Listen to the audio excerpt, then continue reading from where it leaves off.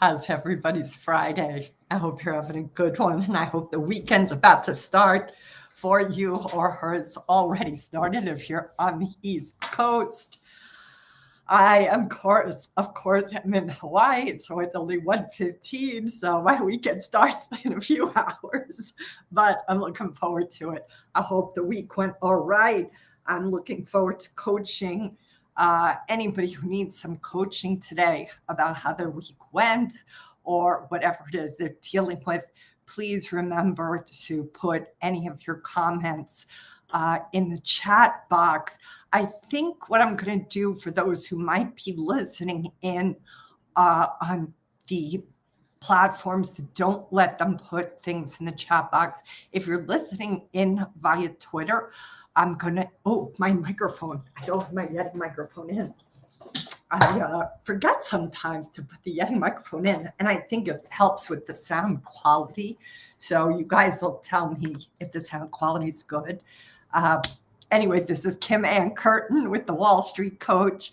I'm an executive coach, and the work that I do really helps people end the cycle of self-sabotage.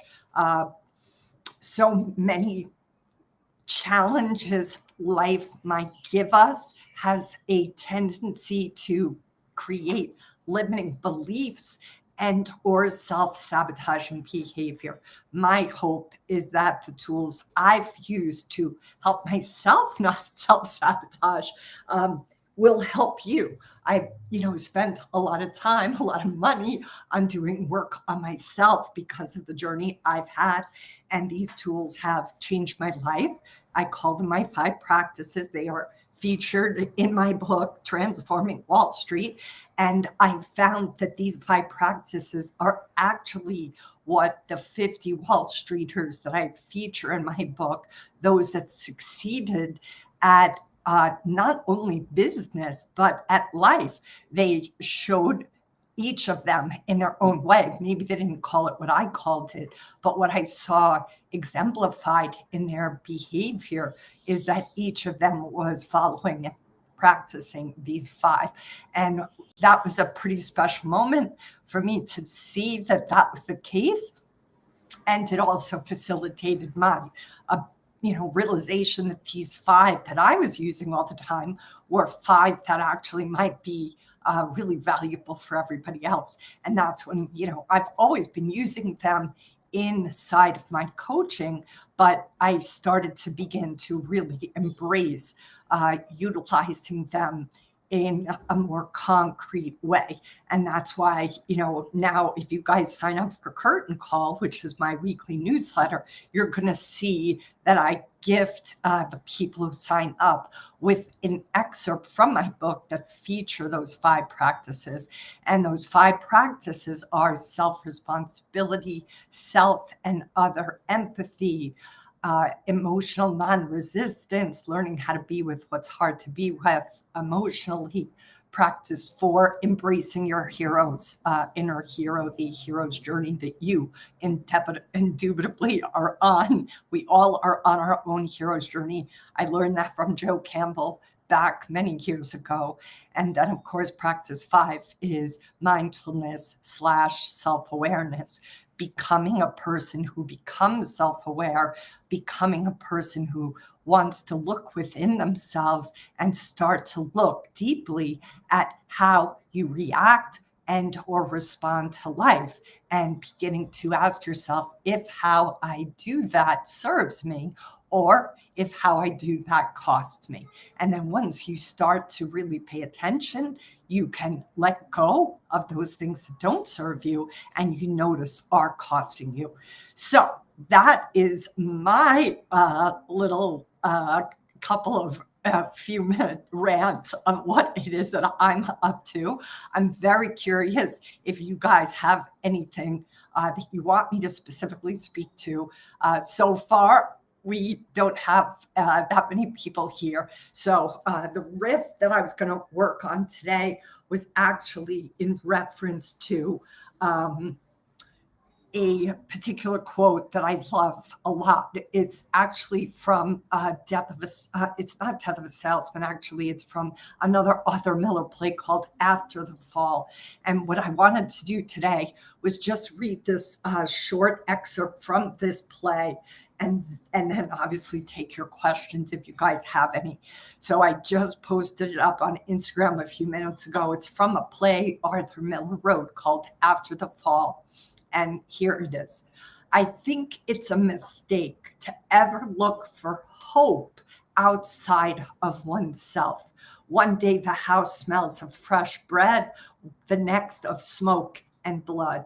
One day you faint because the gardener cuts his finger off. Within a week, you're climbing over corpses of children bombed in a subway. What hope can there be if that is so? I tried to die near the end of the war. The same dream returned each night until I dared not to go to sleep and grew quite ill. I dreamed I had a child, and even in the dream, I saw it was my life, and it was an idiot, and I ran away.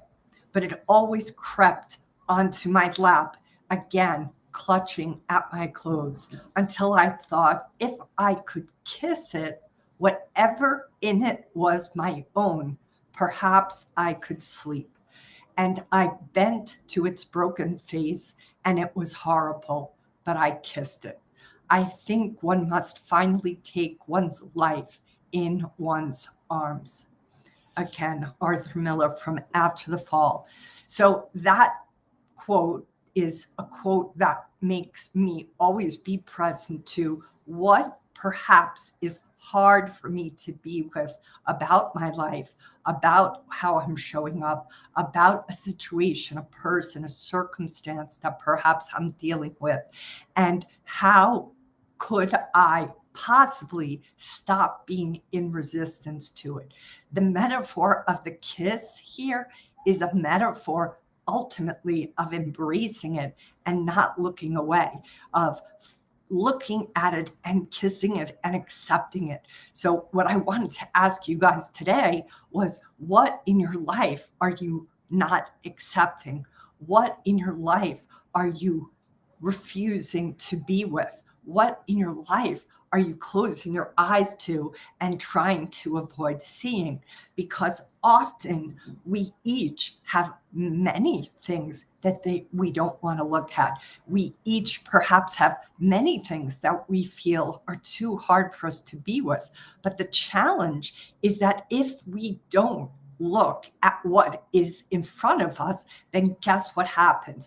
We start to live in a fantasy world. We start to live in the middle of something that's not actually reality.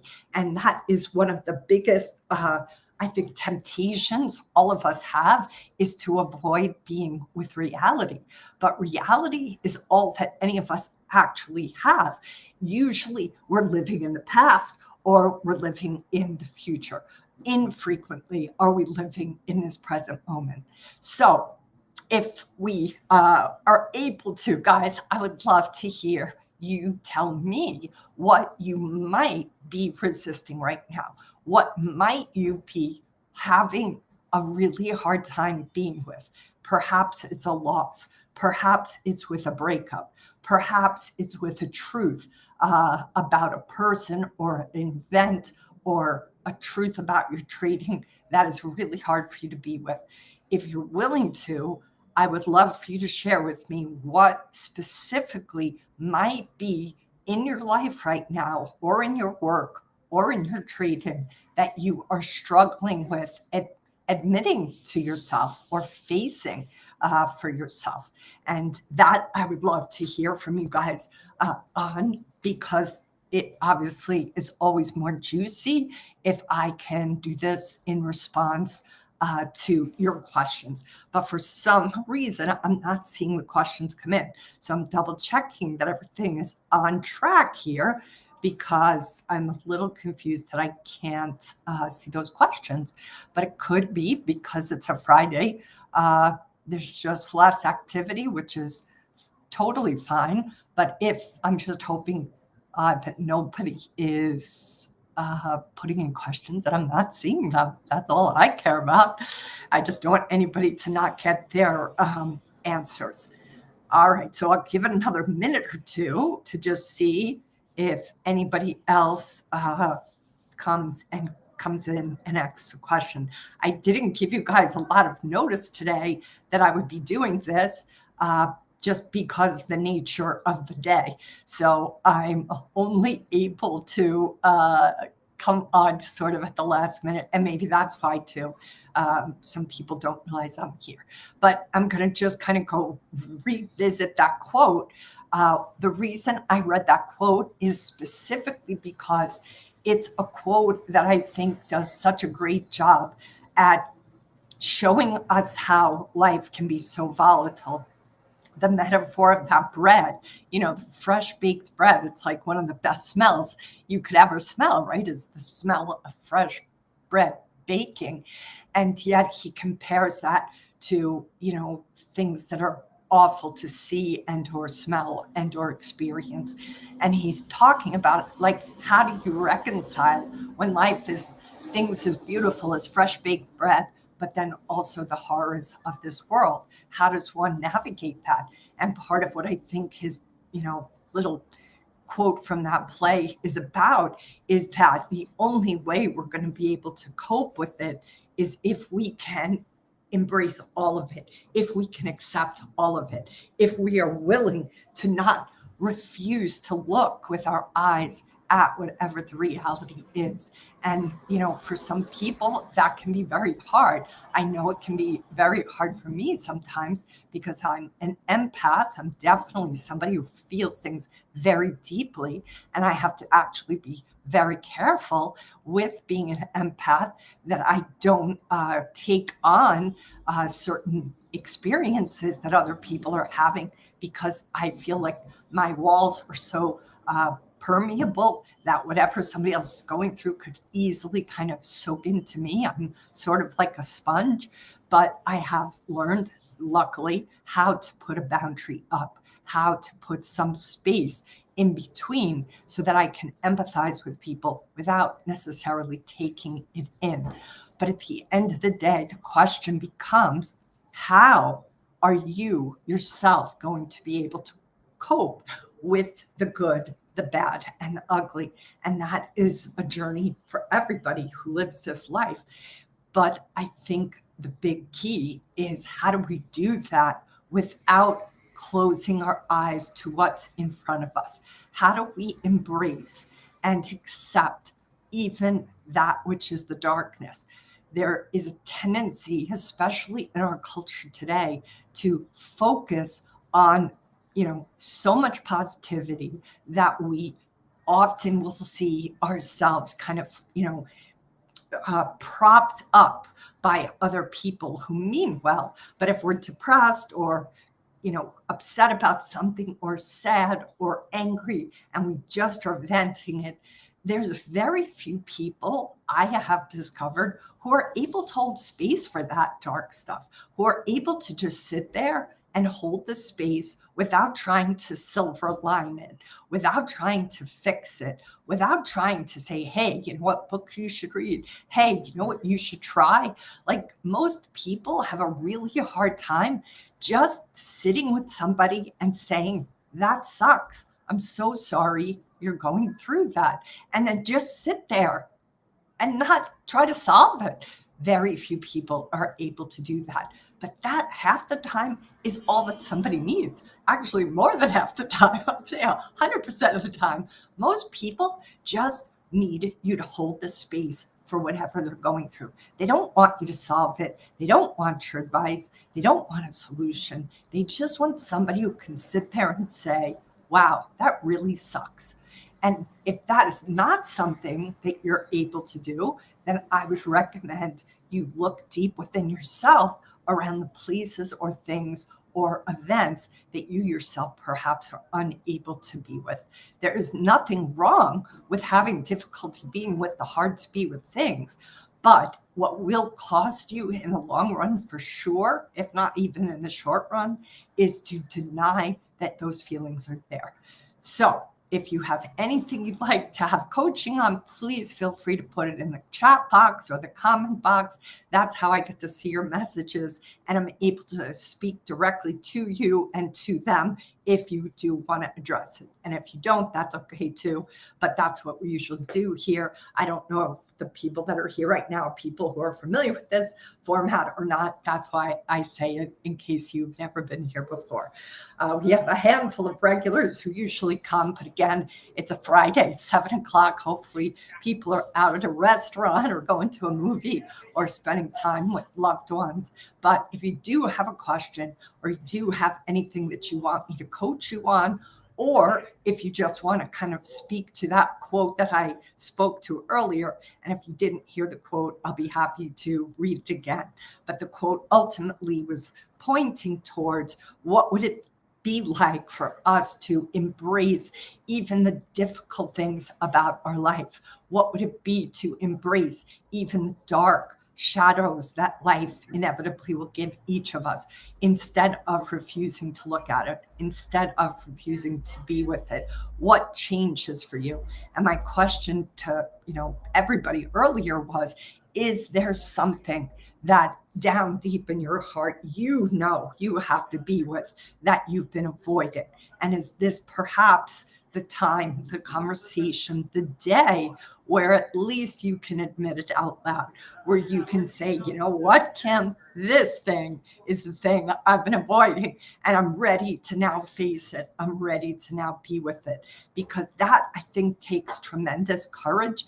And it's so easy to let it sit in the back of the closet or under the bed, in the hamper, in the dark corners of the room, so you don't have to look at it. But we all know that there's a price we pay when we don't look at those hard to be with challenges or those hard to be with truths. And ultimately, all of the work that I do, all it's in service to is hoping and helping people not pay a very high price, but keeping their costs as low as possible so that they don't have themselves slip into self-sabotage, so that you don't slip into what is true depression, which I feel is, as Gabor Mate says, a depression on feeling. Depression, in my experience, usually is because it's a person who's pressed down all those hard to be with emotions, and they have yet to learn how to feel them. And when you don't feel your emotions, that is what they turn into. They either go against you in some internal sort of way, or it pushes down and presses down on you, which is what usually the feeling of depression feels like. It's like a pressure. So, okay, our visitors are not asking any questions, which is totally fine, but that is usually what I riff on. So if no questions are going to come in, I'll just go for a few minutes longer, unless, you do want to ask me a question, but if not, that's okay too.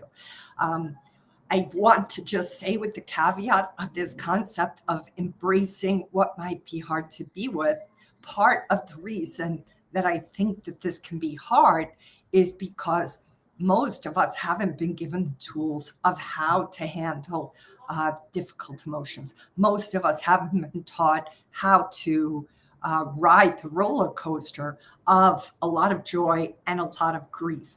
And if you don't have the tools and you don't ever learn, or furthermore, have never been encouraged to be a feeler of your feelings, I think it's really tricky late in life to start to get comfortable with it. I think there's a lot of people who, to be a feeler of their feelings, could feel by itself like a threat. What I have discovered over 17 years of coaching and my own personal journey is that for me to cope through my young childhood, I had to kind of not be with my feelings, because being with my feelings potentially left me vulnerable. So I spent a lot of my time going intellectually into my head. I was a reader at a very young age. Reading was what allowed me to escape the environment I was in. I didn't have to be I didn't want to be in certain environments I was in as a kid. So I escaped through reading. I was able to drop into a story and go and live that person's journey and or adventures as opposed to my own. And that is a great technique that helps you get through that particular period of time, but it's not a great technique for the rest of your life. And so at some point, I had to learn how to be with the feelings that I had not let myself have or let myself feel. And all I want to suggest to anybody listening to this is that takes some time. It takes some getting used to. It's not something you can expect to shift instantly overnight. Okay, now I'm going to feel my feelings. It just doesn't work like that. What has to happen is you have to learn how to ride the wave of your feelings. What has to happen is you have to learn how to actually be with the discomfort. And that does take some getting used to.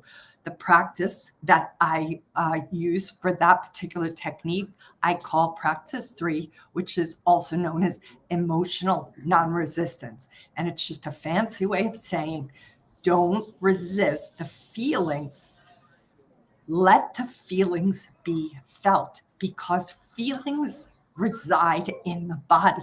And when we don't feel our feelings, what happens over time is that those feelings just start to pile up deep inside of us. They get completely packed down over years and years and years of not letting ourselves feel our feelings. And the key is, and this I learned from one of my teachers, Raphael Kushner, the key is to go as fast as the slowest part of you can go. I don't know if you guys have ever heard of a pinball machine. It's a little bit, not a modern toy, so to speak, but in that machine, it was, a device that's plugged into the wall. If you shake the machine too hard, if you shake, to get the ball from falling into the hole, and then, you don't get as many points. If you shake that machine too hard, it literally goes on tilt. It means that the whole screen lights up tilt and the whole thing shuts off. And it has to usually it takes like 2 or 3 minutes, which is a long time if you're in the middle of playing a game, to wait for that machine to kind of recover itself. That can happen to us. We can go on tilt. And if you move too fast and you're somebody who's never felt your feelings before, you can make yourself go on tilt. And I don't want anybody to ever do that. So that's why I love that quote that Raphael taught me, to go as slow as the fastest part of you can go. The key with being with hard to be with emotions, and honestly, even pleasant emotions, is just exposure. It's being exposed to them in small increments over and over again until you're in a position to finally see that your reaction to that discomfort starts to dissipate. Ultimately, it's just a matter of exposure therapy. The more you get exposed to something like cold showers, for example, I'm a big fan of those, but again, for certain people and under certain circumstances. But in the beginning, I couldn't take a full cold shower. I had to start with like 5 seconds. You have to start where you are, but starting is what matters. And if you don't start, then, all of these emotions and feelings that are inside of you won't ever have an opportunity to simply disperse. And that's what it's about. It's like a steam vent for your soul. You know how powerful a steam vent can be when you have a gigantic pot of boiling water on the stove. Thank God for those steam vents, or that cover would go flying. But so many of us don't even realize we need steam vents too. All right, so I might bring this to a close unless I get any questions, but I'm not seeing any so far. If I'm incorrect and you have any questions, please just let me know, and I'm happy to take them on, or anything, of course, that you want to get coaching on. Please just put that in the chat box, and hopefully it's working, that chat box, and I will see your request. But anyway, I will put this amazing quote that I read earlier, and in case you guys weren't here, I'll put it up on Twitter too. I think it's one of the more profound quotes that I've ever pulled out of a play for sure. And it's a quote that I've given to lots of clients over the past 17 years. All right. I hope you guys have an excellent weekend. And I look forward to seeing you guys hopefully next week. Aloha for now and a